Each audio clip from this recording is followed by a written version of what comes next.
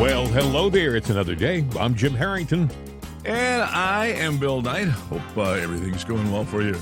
Hump Day, Wednesday. Yesterday was an interesting day, Bill. They made an announcement, finally, sort of. And it pleased a lot of people, but it didn't please everybody. It did not please everybody. Who did it not please? Well, it didn't please, I'm sure it didn't please the Bidens, but that's another story.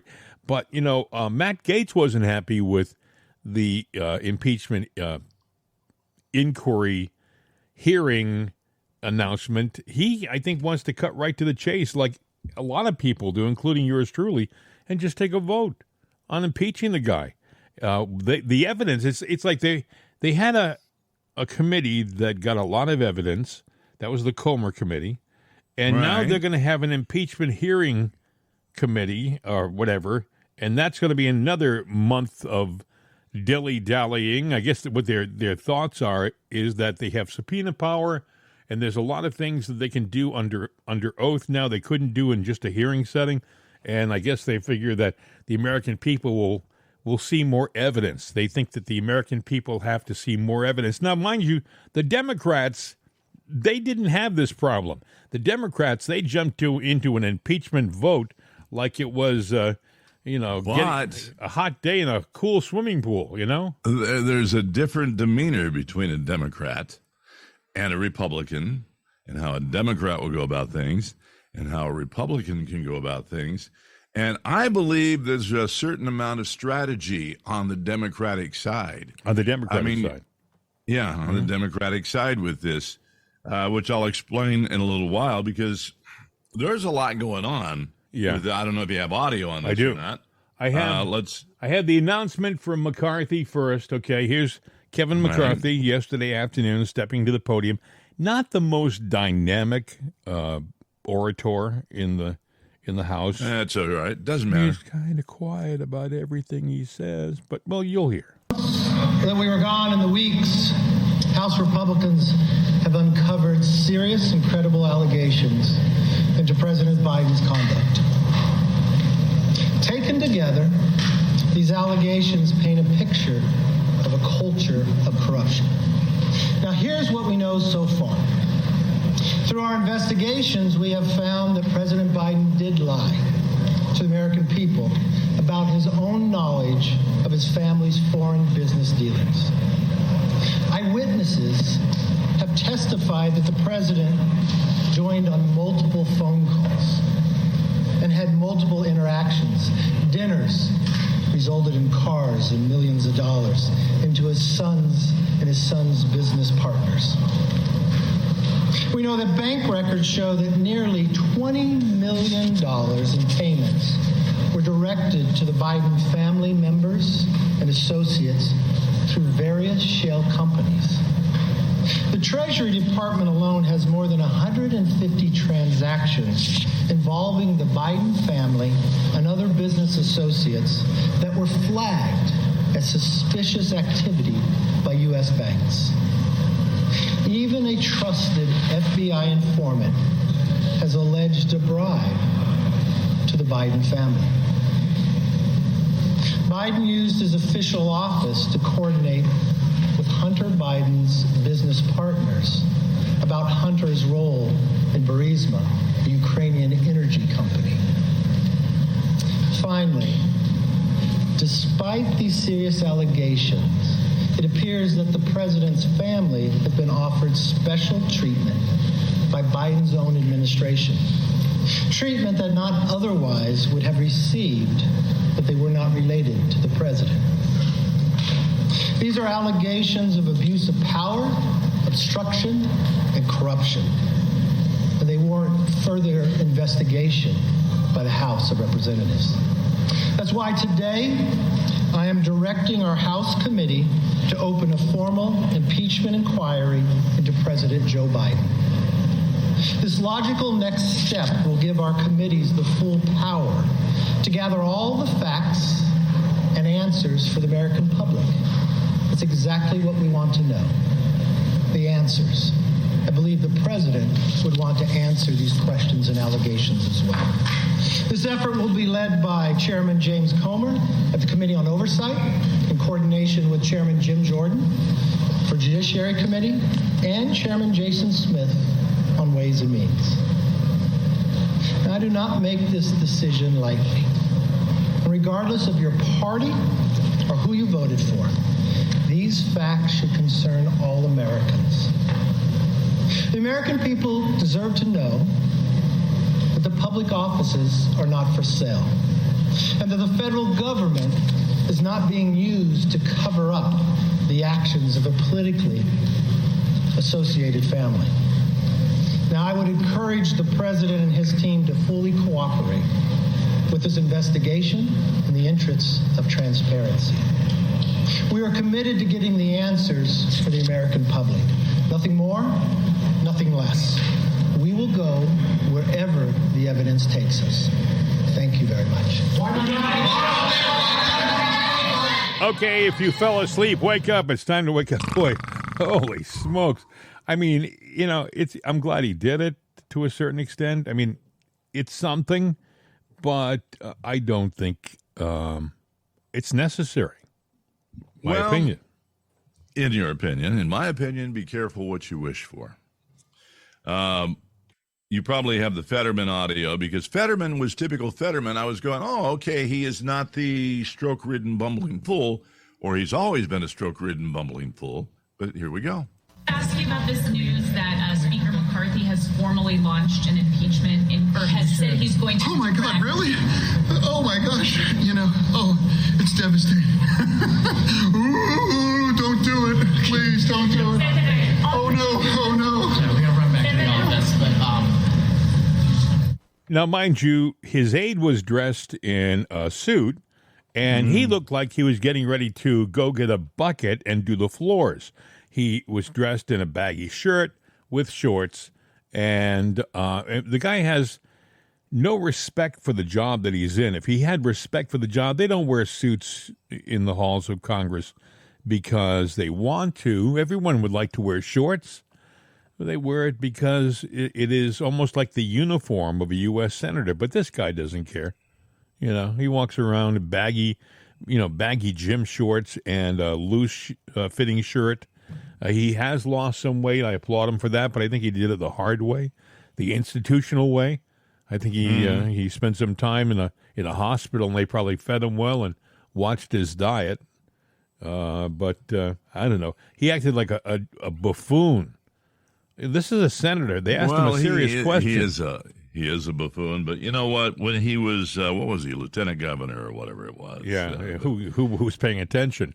Yeah, but he's always done that. He's always been a bully. He's always been a thug. He came from rich family, but he's a idiot himself, and he's if it wasn't for the political arena, he would be sitting there working at the lube, Jiffy Lube. Yeah, the difference with Fetterman and a lot of other people, he was being paid an allowance by his parents until he was about 45 years old. He was the mayor of Braddock, PA, which I know you're aware of Braddock, PA. Looks like, if you drive through it looks like bombed out Beirut, but there are some decent houses there, and he had one of them. Well, it pays, the job pays like $1,500 a month or $1,200 a month to be mayor of Braddock. His parents supplemented his income while he strolled around Braddock in his shorts and baggy shirt. And then he became, through God knows, he became the lieutenant governor. He knew the right people, and that was another no-show job where he could just hang around his office and, eat Twinkies and do what he was. He didn't have to really work terribly hard. No, he deflected a lot of stuff from, what was it, Wolf. Yeah. Because he would do these absurd remarks. But, one of the things he's been saying for the past 2 weeks, if you're going to do it, just do it, which is something you've said. So his little heebie-jeebie, I'm afraid. I got to hear. Fetterman, I'm afraid of your face. I got to hear it again. I got to hear it again because I think the ooh at the end makes it all worth it. Listen. Yeah. Asking about this news that Speaker McCarthy has formally launched an impeachment or has said he's going to. Oh my God, really? Oh my gosh, it's devastating. Ooh, don't do it. Please don't do it. Oh, no. We're going to run back to the office, but... What a doofus. Now, here's what a bully does. They will taunt you into doing something they want you to do. My point is about the impeachment of Joe Biden. Mm-hmm. All right. We've got a narrow margin in the House. They have a narrow margin in the Senate. All right. What if they want, they don't know what to do about Joe Biden. They really don't. Or they don't want to be the bad guys. So they'll let us be the bad guys. Come on, get it done. Impeach him, all right? Or just impeach him. The House can impeach him. And then what if the Senate goes along and they go, yeah, he's impeached? What happens? You have Camilla. Okay, now what's she going to do? She's going to pardon Joe. All right. So now, and she will march to the orders of whoever's giving the orders. Sure. In a non-senile way. She might have her stupid little and word salad and her word salad answer to everything. But we got Kamala, and now we just screwed ourselves. So this is one of those damned if you situations. Do, damned if you don't. That's what I'm saying. When I heard Fetterman do that, I'm going, he's taunting us. Yeah. And they want us to do their job for them. Because then they can turn that into a campaign strategy going, they impeached this. This thing that they announced yesterday, this hearing, it's still there's still an off-ramp for the Republicans. They haven't made a serious commitment to impeach Biden. It's like, well, we considered impeaching Biden. Now we're going to seriously consider impeaching Biden. They're not going to do squat. And you know what? No matter what scenario you take, if the Democrats take the House again and keep the Senate, what happens to all this Biden news? If the Democrats take the House and the Senate, the Biden news goes away and it becomes Trump 24/7. Yeah, it's all negative stuff, which is why they've stacked up the indictments, 91. Anytime something bad happens to them, they do it. I mean, when you look at all the bad news that's out there, it's all happened right around when a Democrat ran into trouble. Like Hillary, when she ran into trouble, we had a disaster the next day. And you want to know who's running Biden? Go back to Obama, go back to Hillary. Yeah, I happen to. I'm waiting now that this announcement was made. I'm waiting for a major catastrophe to happen to distract the country from the Biden announcement. So it'll be back page like within 24 hours. Matt Gaetz was not pleased with what Kevin McCarthy said. And they set it up, McCarthy's speakership. They set it up so that any one congressman can ask for the position of the speaker to be vacated.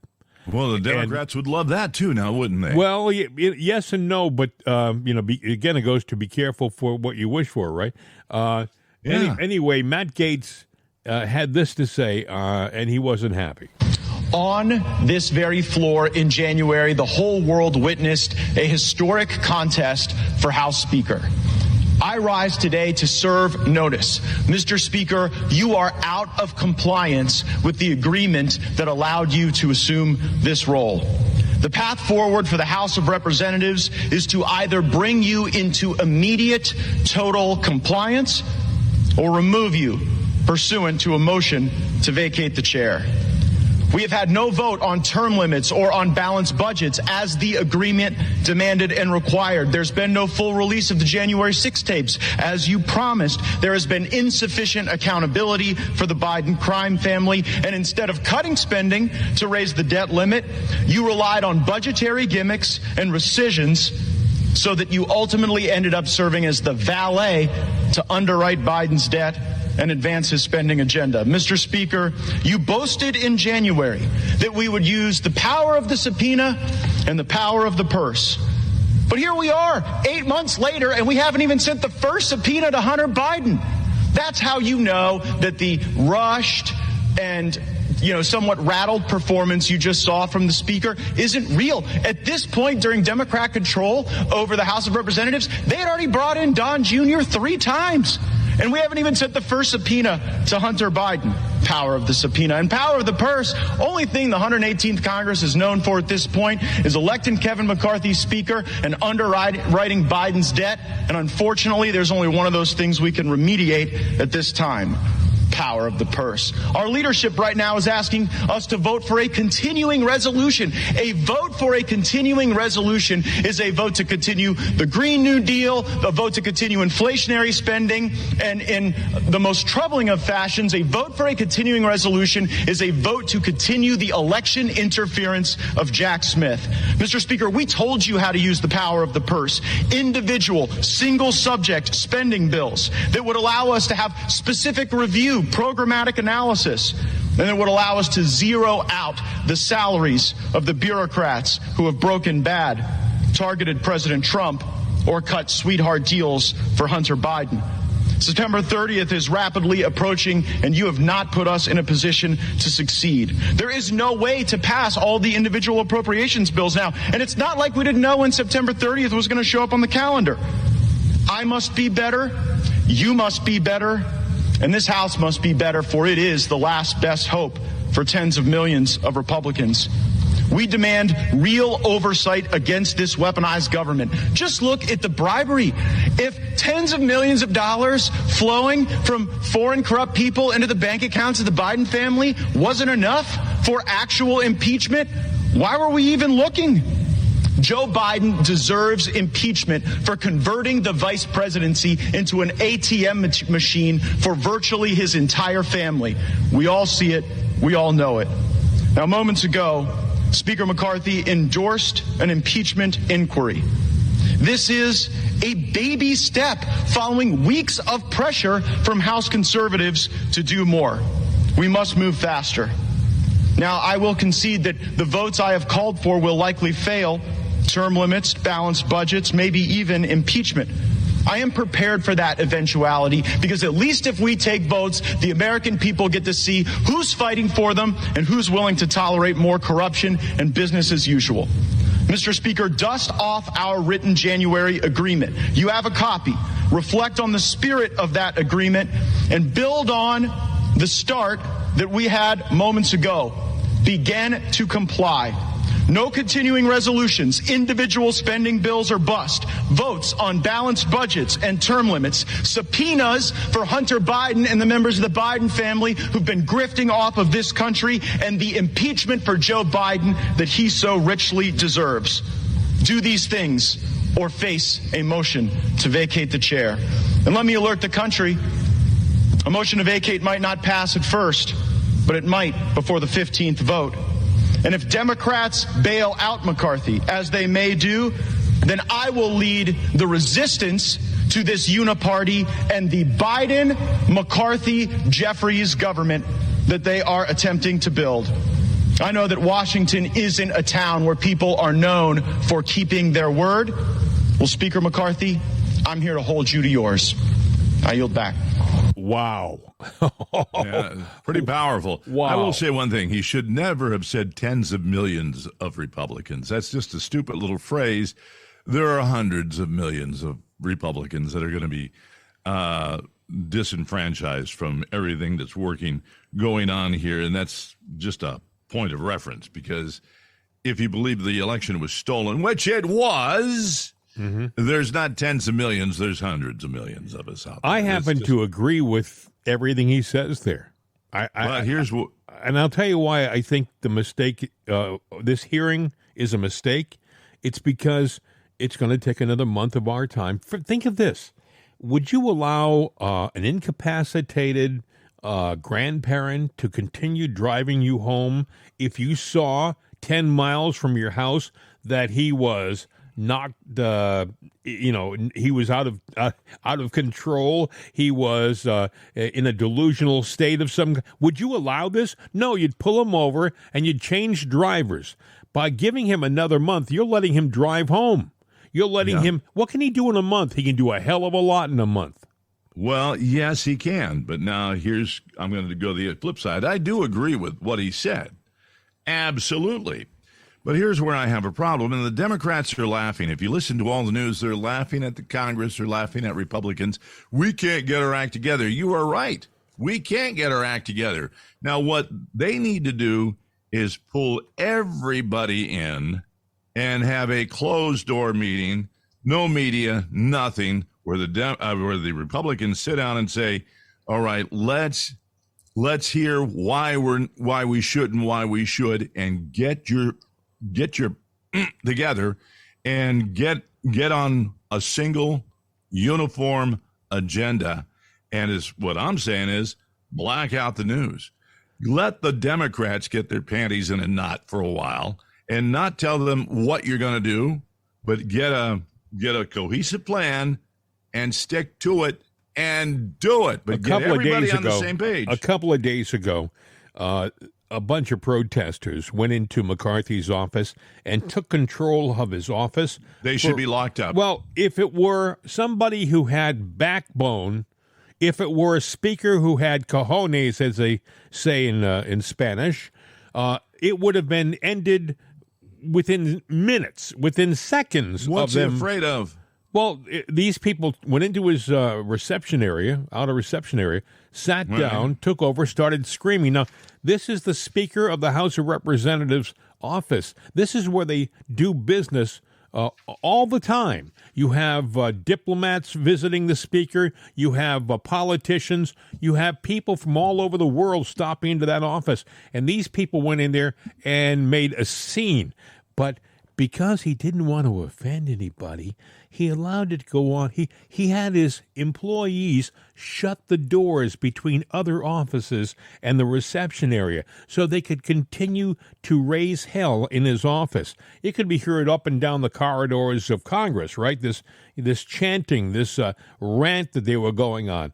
And if it were somebody like Tip O'Neill or somebody like that, they would have had the Capitol Police in there, and they would have had him by the scruff of the neck. They wouldn't have taken him into the corridor and put nice little plastic handcuffs. They would have dragged them down to that jail in the basement that they have, and they would have kept them there for a while. But, we have a guy who's trying to play politics all the time. Think about this. Okay, we found all this evidence to impeach Biden. We found all this evidence. So now what we're going to do is we're going to have a real hearing to see whether we can find real evidence. Well, I mean, all this time that we sat and heard Comer saying we got this and we got this and we got reams of testimony and we got all this bank statements, we have all this evidence, I agree with Matt Gaetz, that should be enough. That should be enough. But then again, too, we need to shut our yaps. And are you looking at me when you say that? Yes, I am. No, but no, I mean the Congress needs to sit there, get together behind closed doors, get unified. No news allowed. We're going to sit here and have a one-on-one with each other, get our act and plan together, and just do it. Let the left get their panties in a knot and sit there in a wad, and we'll sit there and march forward. We do have enough to do something with, but you know what? Let's just sit there and give them a big, healthy dose of their own game. But I believe they want us to go ahead and do the impeachment, and I think they want us to do their dirty work for them. And the longer we drag this thing out, the less time we're going to have to do. We're going to have a harder time turning this ship around. Time is running out. For years, I was proud of the fact that I worked at a major network. I worked at CBS. In New York, right? It meant a heck of a lot to me. It was a major achievement. As a matter of fact, when I got there, I felt almost like I was accepted to Harvard, I mean, I'm in New York because it was CBS. And I think I know friends of mine who felt the same way, who worked at ABC and NBC, and I did know a lot of people who worked at these different places, but they've diminished. They've diminished themselves, and it's been intentional. It has been intentional. This is not something which they accidentally slipped into. They now have turned themselves into cheerleaders for the left. they're not objective anymore. They don't give you an honest evaluation. Oh, I agree. There probably are some good reporters out there who still have honorable goals and things. But I think that things like the assignment managers and the people who work the desks and they got to march to a drumbeat that's given to them. I mean, you may hand them a story with video, and the video may be great, and then you get an editor in the back room, the final guy between you and the air, and the editor says, "Okay, we're going to produce this. We're going to take out this sentence here. We'll take out this sentence here." When he's he asks making the question, editorial decisions, which he should not do. ABC had some comments about the announcement that McCarthy made, and I just want you to listen to it. I mean, and you ask yourself, is this being impartial? Is this being neutral? Is this being honest with the American people? Listen, this is David Muir starting off. A developing headline from Capitol Hill tonight. Under intense pressure from hard-right Republicans in the House, Speaker Kevin McCarthy is now launching an impeachment inquiry into President Biden. McCarthy said just 2 weeks ago that there would need to be a vote for this, but tonight now saying he's launching it, no vote. Today, Speaker McCarthy was pressed, where is the key evidence to launch this investigation? Democrats, even some Republicans, have been skeptical there's any clear evidence to take this step. And politically, could it backfire? Rachel Scott on the Hill tonight. Tonight, under pressure from House Republicans, House Speaker Kevin McCarthy opening an impeachment inquiry into President Biden, investigating whether he benefited from the business dealings of his son Hunter. House Republicans have uncovered serious and credible allegations into President Biden's conduct. Taken together, these allegations paint a picture of a culture of corruption. Less than 2 weeks ago, McCarthy said he would not launch an inquiry unless the full House voted for one, saying it should not happen through a declaration by one person. But after far-right Republicans threatened to boot him as Speaker and former President Donald Trump turned the screws, McCarthy changed his tune, launching an impeachment probe while conceding he has no evidence President Biden committed high crimes and misdemeanors. Do you believe there's an impeachable offense President Biden has committed? All I said is an impeachment inquiry allows us to get answers to the questions. Don't you think the public wants answers? House Republicans have already spent 9 months investigating whether, as vice president, Joe Biden made decisions to help his son and enrich himself. But they've come up empty. Have you seen any hard evidence that President Biden did any wrongdoing here? 2 months. We are developing that, and that's why the inquiry has to happen. Over in the Senate, Republican leader Mitch McConnell keeping the House inquiry at arm's length. I don't think Leader McCarthy, Speaker McCarthy, needs any advice from the Senate on how to run the House. But even some Republicans are saying the evidence against the president is just not there. And from Democrats tonight, outrage. This is an illegitimate impeachment inquiry. Period. Full stop. It's a waste of time and taxpayer dollars. And the White House tonight attacking McCarthy's move as extreme politics at its worst, adding the president hasn't done anything wrong. Rachel Scott live up on the Hill as always. And Rachel, Speaker McCarthy going ahead with this impeachment inquiry. No vote, obviously, as you just reported there. Tonight you've learned that some Republicans on the Hill are concerned this could actually backfire politically. Yes, David, and House Speaker Kevin McCarthy is clearly trying to satisfy the far right wing of his party with his speakership on the line. But moderates are sounding the alarm, saying they're concerned about moving forward with this impeachment inquiry, especially heading into a critical election year, insisting that Republican voters want them to be focused on key issues like the economy and inflation, not this. David. Rachel Scott live on the Hill. Rachel, thank you. Okay, that was a package that was filled with snippets, filled with cut audio segments.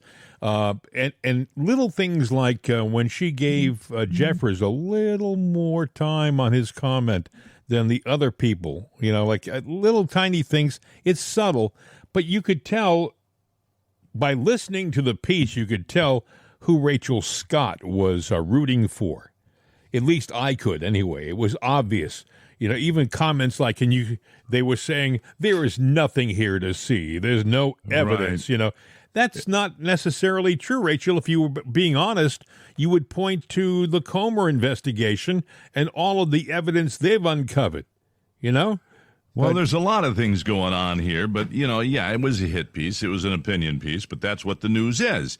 Now, my advice to the Congress right now is to STFU, as the old saying goes. Shut up. Don't say anything. Don't give them a soundbite. Don't give them a clip that they can take and malign. Yeah, but you're telling politicians, Bill, you're telling politicians to shut up. Shut up. I'm telling them to shut up. Every time you want a politician to talk, you show them a microphone or a camera.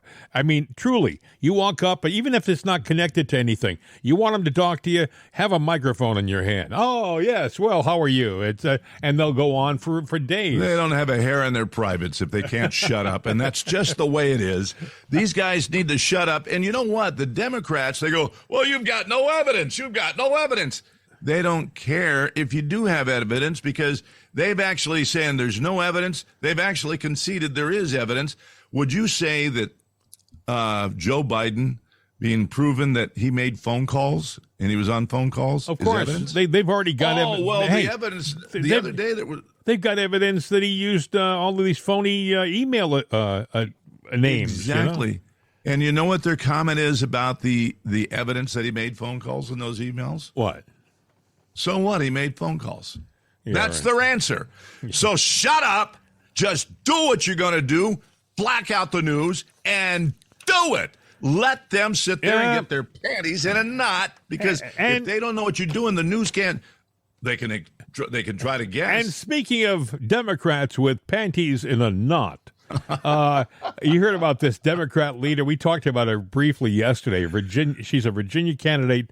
And her name is, don't go away, I have it here in my sweaty little palms, Susanna Gibson. Susanna Gibson has an interesting approach to politics. She believes that she has nothing to hide, that she will stand there and bear all so that she lets you know how honest she really is. Susanna Gibson. Actually, she and her husband will bear all. Yeah.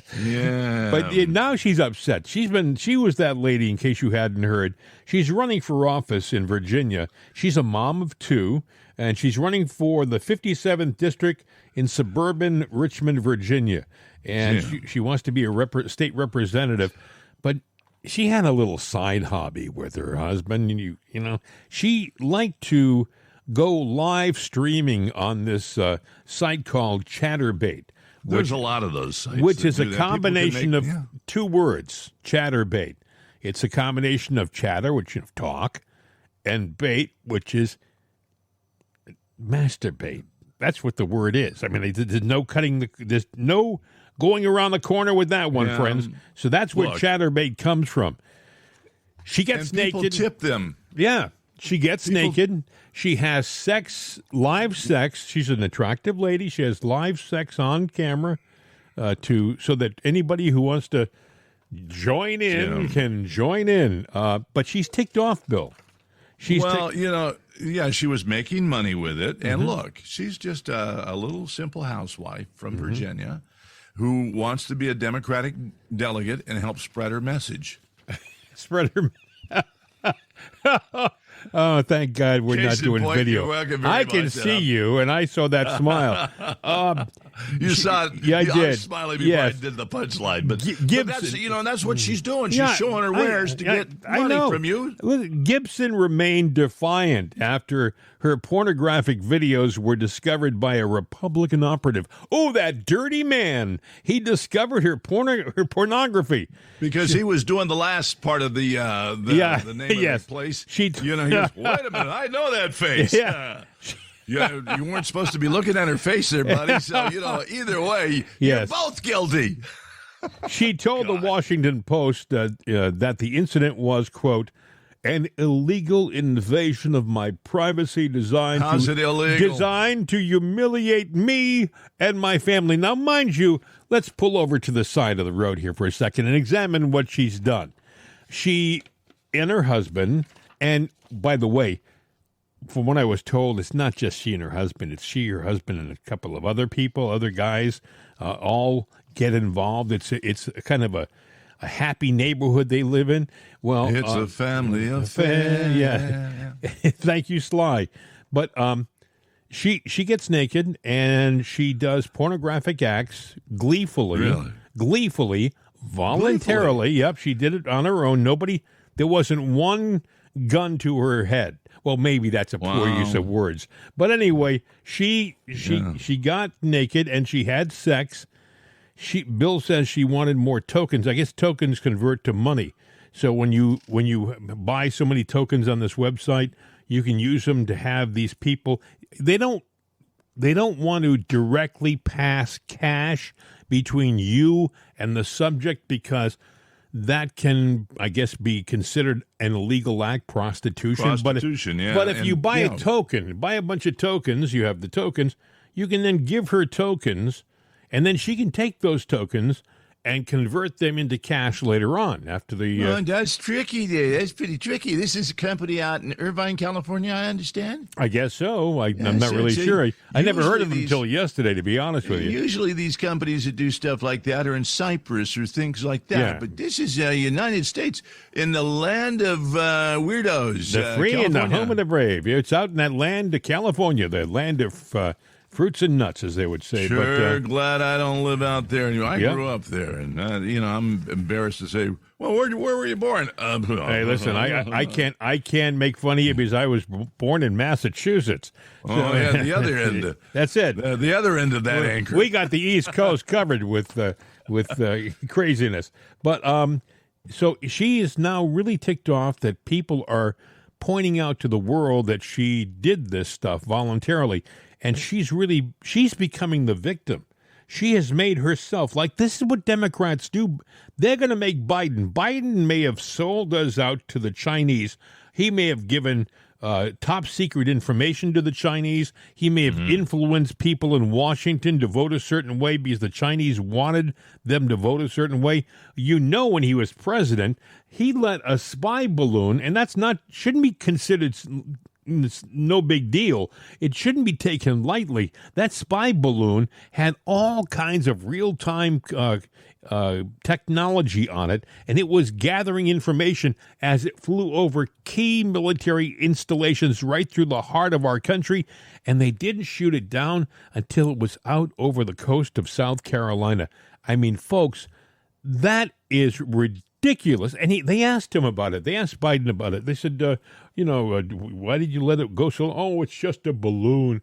This guy is either a moron, which is a distinct possibility, or he's just so corrupt that he believes that he can talk himself out of anything. And, for 40 years, by the way, he has talked himself out of just about anything. I mean, you remember, maybe you don't remember, that scene where he got in the face of a reporter, I think it was back in 1988, and he said, I was number one in my class in law school. I got 3 scholarships. I kissed more babies than any other person in the Senate. I mean, he just went on and on, embellishing his resume, all the things he did, and then they did it. They did something which they used to do on a regular basis in news. They did a real fact check as opposed to a partisan fact check. It was a fact check done technically by the news media, which is kind of left. It was even kind of lefty then, but they fought to be neutral. And they came out and said he didn't have any scholarships. He wasn't in the top of his class. He was in the bottom of his class. I think he was like 9 away from last place in law school. And he made it out with the skin of his teeth. He lied about everything. And then he was also a guy who plagiarized. He took a speech from a politician in England. I guess that's far enough away. Who's going to know? We'll take that speech. He takes the speech and he makes it his speech. He doesn't. Usually when you plagiarize, you kind of massage the words. You kind of move them around a bit. You make it yours. No, Biden just read it verbatim. Just about. I'm surprised he didn't read the guy's family names in the original speech. I mean, it was amazing. But he got caught. And then he got away with it. They voted him into the Senate again. He continued in his position of power. And I'm sure he has felt, I can smile and charm my way out of anything. And that guy, Trump, he's not going to hurt me. I'm Joe Biden. I can win anywhere, any place, anyhow. I'm that good at what I do. It's absolutely amazing, and I think that's where we are right now. I don't think he's worried about this impeachment hearing.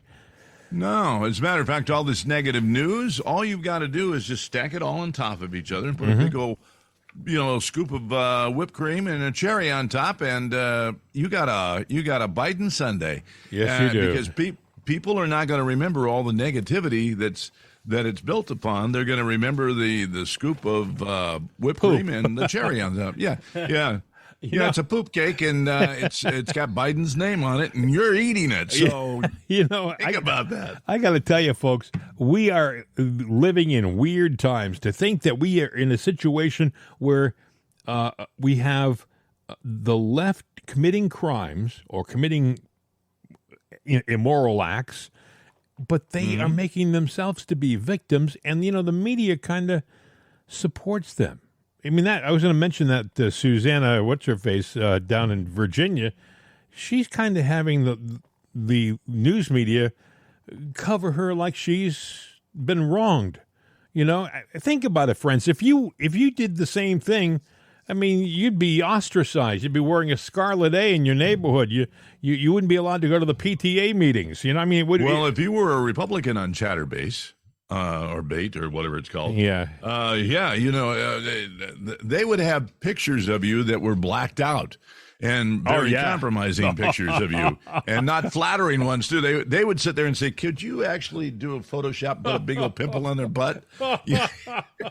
That's true. That's true. They would actually take your head and they would remove it photographically and stick it on the body of, like a Fatty Arbuckle from the turn of the 20th century, or Oliver Hardy. I mean, they would make you look as bad as they could make you look, because that's what they do. So anyway, I can't imagine that. I think this lady. I have a line, but I'll leave it alone. I think this lady is going to continue her campaign, and she probably will get elected. She'll get a bump, and I think Chatterbait right now, the executives are just they go, we need more people like her online. Well, no, give a discount to every Democratic politician. Yeah, how do you know it wasn't a Democrat that tipped off the other guy to do this? Because that's true. It gets to no. Here's the thing. They take the LGBTQ society, and we're talking about pronouns and everything. Like right now in the news, there's a big story about a 6th grade art teacher that properly and correctly includes pronouns and the proper use of them in her art class. What it has to do with art, I don't know, because your gender identity, you're either a man or a woman. That's basic biology. How you identify sexually, maybe that's a sex ed class or something like that, but it is not a part of... Wait a second. Wait, are you saying Vincent van Gogh didn't go into his art studio and tell everybody that he was a guy? I mean, no, he didn't. He just went in and painted? You mean he did, Pablo Picasso? Well... Might have been Pauline? Well, he might have felt, look, man, I feel like a woman. Let me paint a picture on look, that's what they're doing. They're trying to sit there and force us into this transgender thing. They're I forget what they're conquering. They're trying to divide and conquer with it. Yeah. So it's not a normal thing. They're forcing it upon us, and they're forcing it in every topic. That's what it's about. And it has nothing to do with your greater education, but they're doing it. They've even got General Miley now who's sitting there going, well, when we do our awards and everything like that, we're going to properly do the pronouns of everyone, him, her, let me ask you a question, she. though. Do you think that, imagine this if you will, it's 1963, it's 1962. President Kennedy walks into his cabinet, where seated to his right is a man dressed in a woman's admiral uniform. What do you think would happen to the man dressed in the woman's admiral uniform? I mean, they would have escorted that gentleman out of the room and probably taken him to counseling somewhere. But no, in this world we live in the land of Joe Biden, that's non-binary. That's Admiral Rachel Levine, who was that was Richard Levine 4 years ago. You know. Well, now there's an Army captain. Uh-huh. All right, and he just got permission. All right, because he commands a platoon, and he goes, "Look, I'm a well-decorated, well-honored captain, young guy, you know, but I want the right to wear a woman's uniform and makeup." So he wants to wear his high heels, his nylons, his little skirt. Oh, good. You know, I don't know. Maybe he's wearing proper panties, or maybe he's wearing crotchless ones. I don't know. Oh, that's getting too specific for me. His bustier, his little. You know, what do they call? I don't get into. I think we all get the idea where you're going with this. Yeah, but he's wearing the female uniform with his little ladies cap. Yes, but he's a captain. And you know what, he's Bill? You know that all of his men, they're not snickering and making fun of him in the back room. No, they're not doing that at all. Oh, yes, they are doing that. Hell yeah, they are. I mean, come on. I mean, you know, what do they call, you know, there's a female officer in the Navy is a wave. Mm-hmm. I believe in the Army, they're called a whack. Whack. Yeah, I don't believe they're called that anymore. I think they're actually called an officer, period. End of sentence. Oh, really? So it's a new world. No, I'm not going to say that. No? Yeah, be nice, Bill. Bill, I'm going to be nice, but never mind. Yes. Oh, geez. But you get your mind out of the gutter, so mine can flow by. My mind is off the gutter now. So there you go. I'm not going to talk about wax anymore. Okay. But Rachel Levine, and then now you got this. Would you sit there and follow the orders of a drag queen? You were in the Army, right? No, I would. I mean, would I? You have to. If he's still a commissioned officer, well, yeah, you have to. You have to. I mean, if somebody hasn't removed him from his position, and you're a subordinate, you have to apply, do what he says. Well, according to the DoD, Department of Defense, military has to be gender neutral. What the hell happened to that? See, that goes back to my point. Boy, that gives a whole new meaning to be all that you can be. It sure does. But, we're sitting there. People have identified as him or her throughout the ages. History. Now, throughout history. But there have been hymns that have said, well, you know what, I really like being a her. And there have been hers going, I really like being a him. But that's all there is to it. I have a serious question. They were still a man or a woman. I have a serious question. Do you think they're having this conversation in Russia or China? No, they're not, because what we're doing here is taking a group and politicizing them and dividing and conquering, and they're subdividing and splitting hairs, so to speak, right now with the lesbian, gay, GBTQ, LMNOP, XYZW. Sure. Whenever they put at the end of that the plus sign, that means ad infinitum. That means and on and on and on. Because they're going to divide us all into little subgroups. Now, don't think for a damn minute that that's giving you rights. They've divided you into a group. Yeah. And when they have control of the masses, now they go, well, we don't like that little sect over here. Well, we know who they are and where they are, don't we? It's true.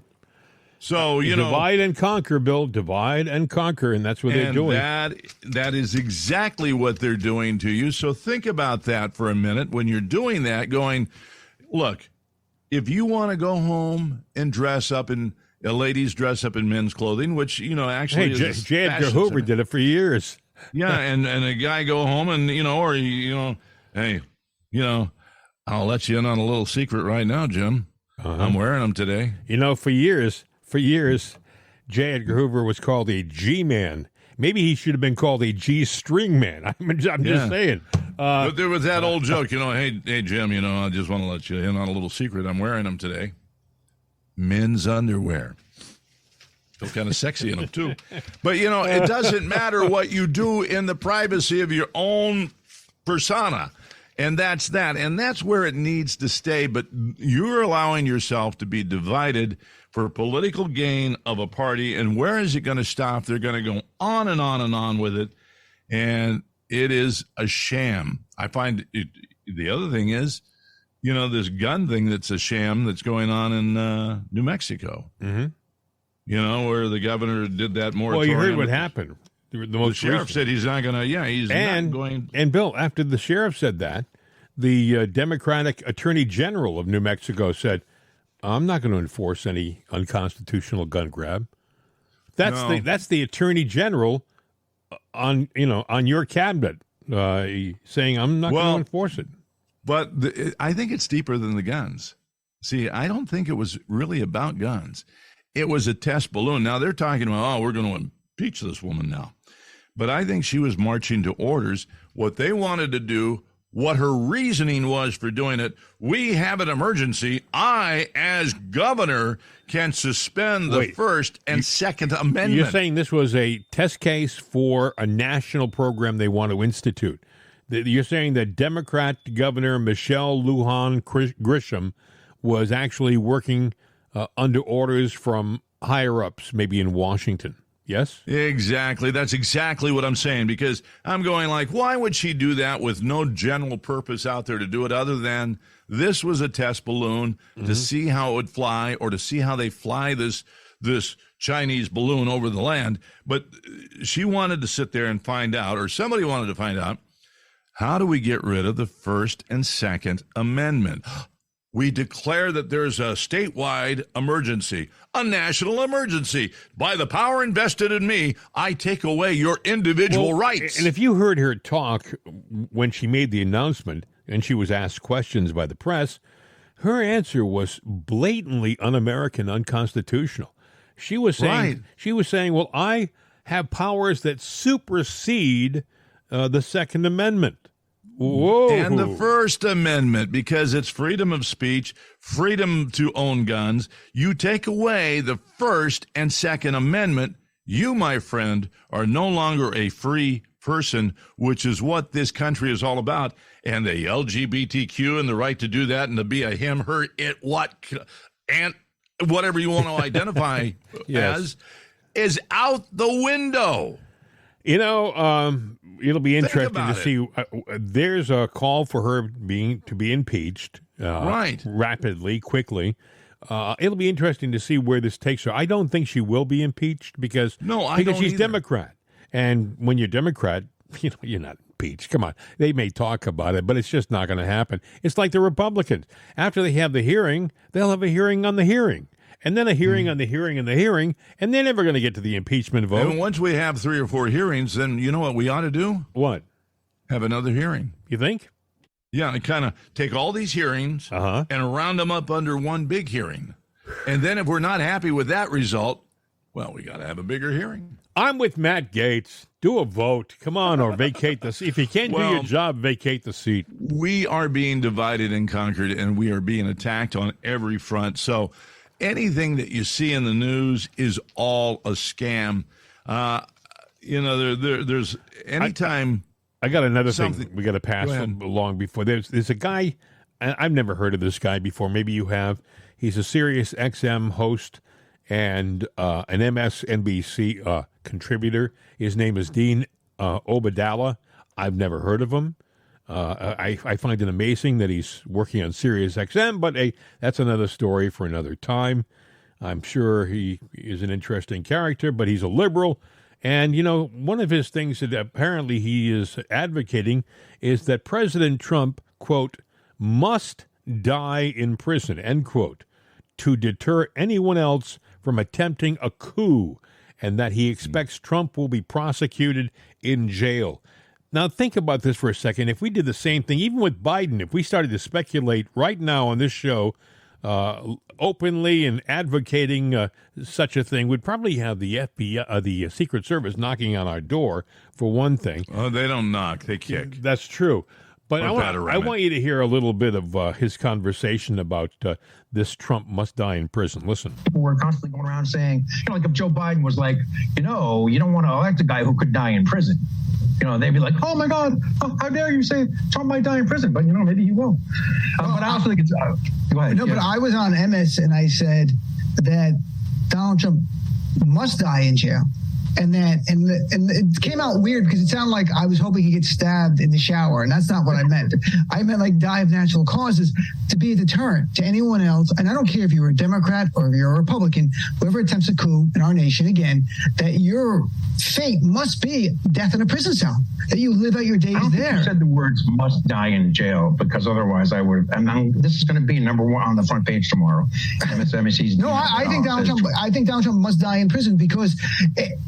I don't care if he was 45 years old. You should get life in prison if you attempt a coup.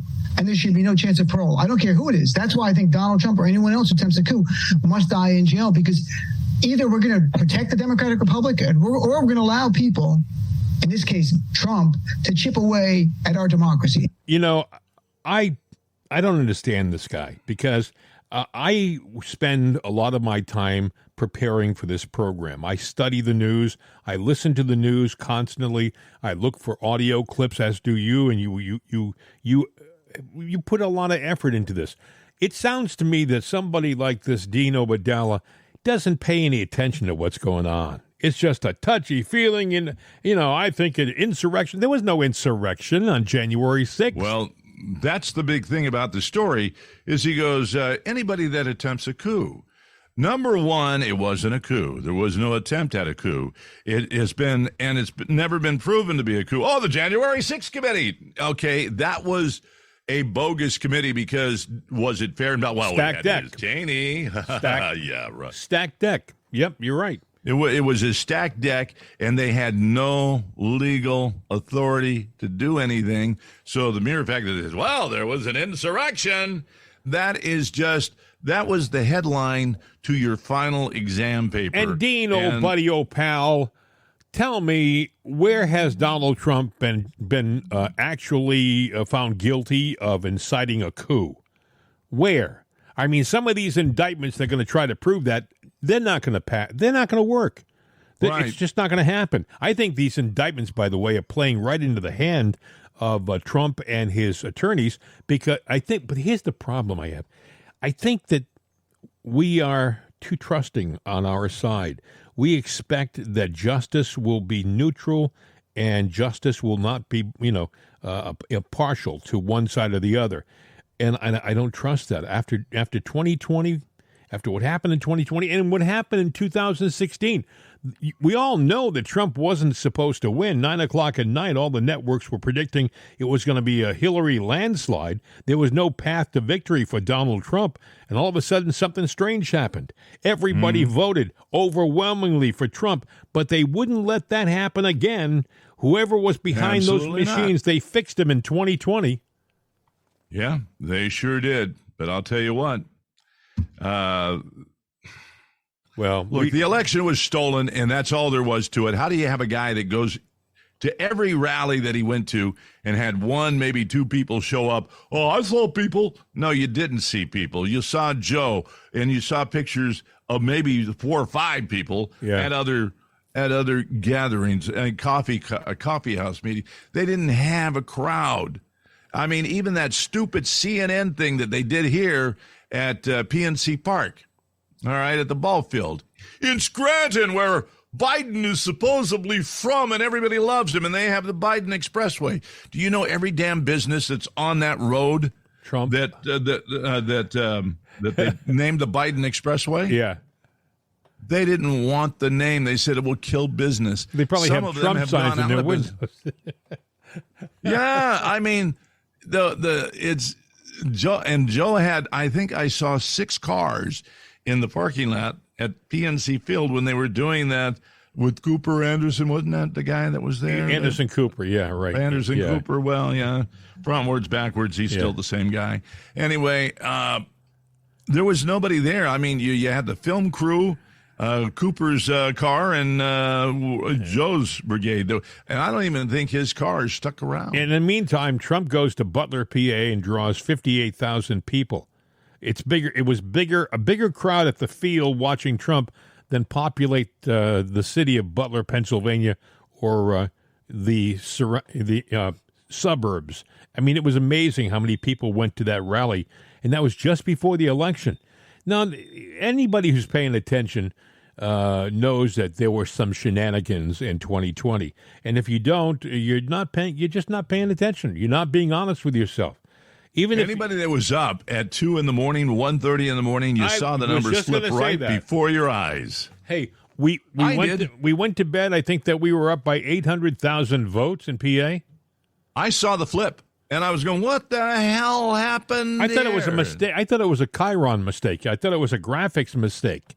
No, it wasn't. Yeah. I thought so too. I said, "Well, they'll flip back." Yeah. And 5 minutes goes by, a half hour goes by, an hour goes by, and I'm still sitting up at 5 in the morning going, "I got to go to bed." Hey, and that's why in the state of Pennsylvania, you get a guy like John Fetterman, a babbling, bumbling doofus, going up against a cardiac thoracic surgeon who is world-renowned, television personality, charismatic in so many ways, who knows how to work the crowd, but yet he loses to this guy who can't answer a question in a single sentence? Come on, folks. Wake up. Dr. Oz, I mean, you haven't heard from him, and if I were him, you wouldn't hear from me either, because I would have sat there and said, heck with it. That's it. You know what, people, if you believe all this and this is what you want, you got it. Yeah. I am going to go take my millions, and I'm going to go enjoy life with my family while this planet still exists. I mean, I had something on global warming and. But you know what John Fetterman would say, right? At first, I just wanted to check in and see how you're feeling and how you're doing.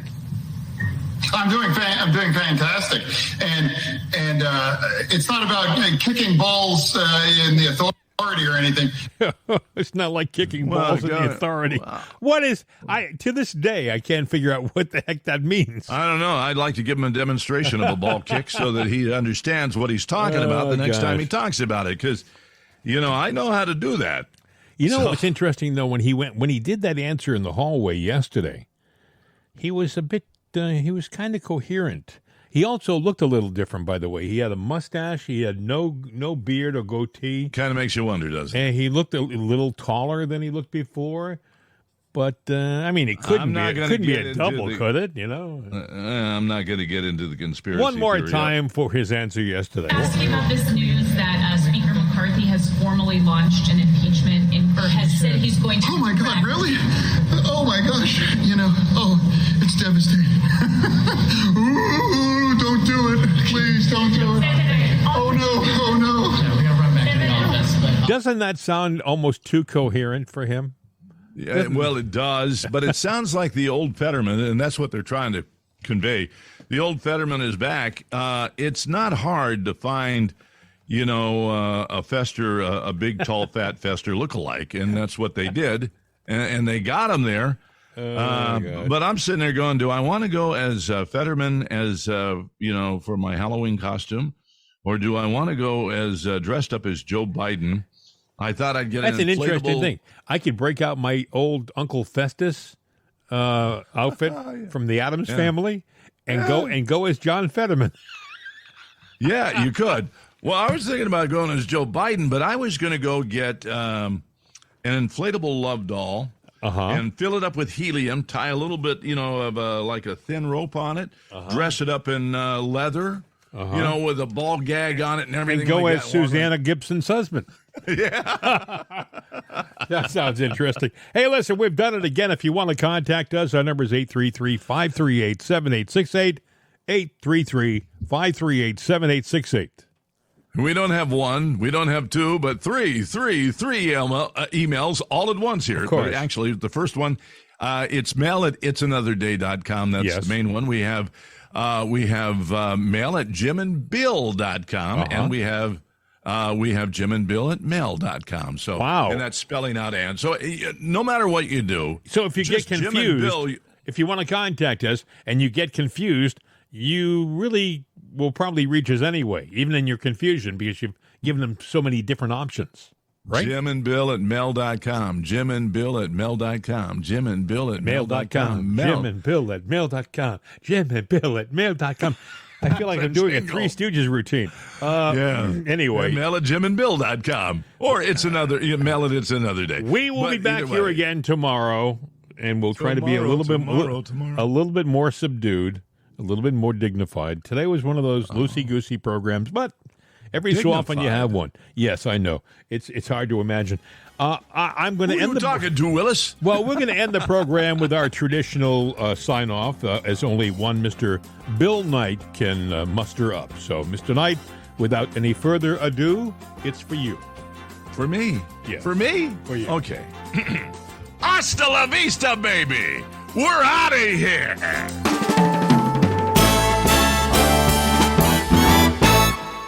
The voice of freedom, CRN America. Johnny Reese is a major league pitcher who always had a talent for striking people out. Teams fell over themselves trying to recruit the young man with the menacing fastball. But baseball isn't his only talent. He's also a major league hitman, a contract killer who likes his work.